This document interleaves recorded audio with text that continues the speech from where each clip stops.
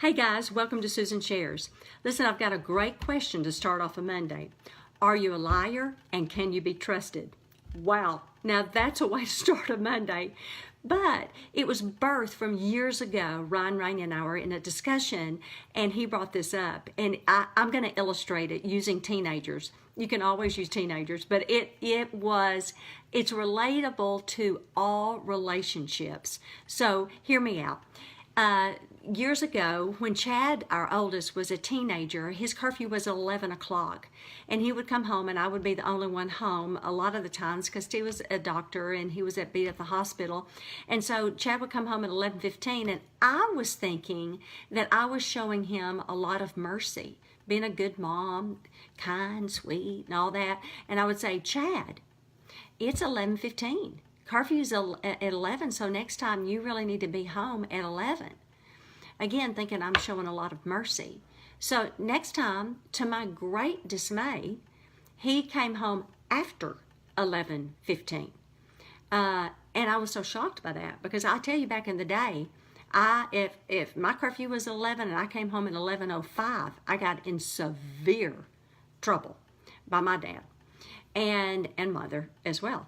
And he would come home after 11:15, and I said, Chad, and I got very angry, and it got heated, and I, again though, showed no consequence. I was just so shocked. I said, Chad, I showed you all this mercy by not making you suffer a consequence. Now you have got to be home at 11 and show me that you know the curfew's at 11. And so the third night, Steve comes home, he does get home, and he looks at me like, what are you doing? And he just looks at Chad and says, give me your car keys. By this time, he's home at 11:25 or something like that, almost 11:30. Give me your keys. And Chad, kind of gets mad or whatever, and he didn't care. He said, give me your keys. And then in about 5 minutes, Chad's fine. I mean, it's fine. Everybody's fine. And I'm just looking, because the foundation of love was completely set. Chad and Jake know how much Steve and I love them. But what Steve portrayed was, I mean what I say, and I say what I mean. And Chad in turn knew, hey, Dad means the curfew's at 11, and I'm going to suffer consequence if I'm not home at 11. So from now on, I best get home at 11, or I'm not going to have a car to drive. He took my keys away. So he can be trusted, and he's not a liar.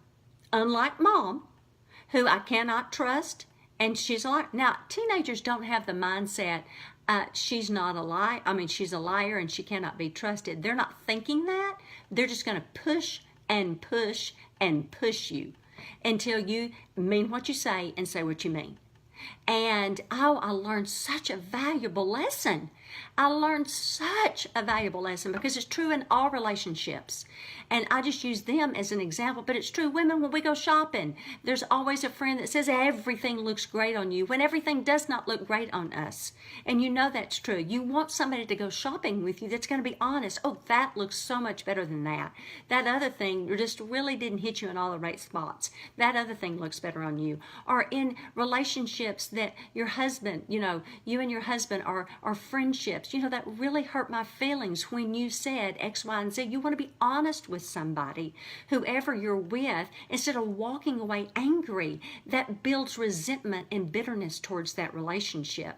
So you need to be honest in all relationships, and you need to be trustworthy in relationships, and you need to tell the truth, or it will build tension in those relationships. So think on these things on this Susan Shares and evaluate that and go to God with it. He certainly did. He was our model for that. So have a great day. I love you. Bye-bye.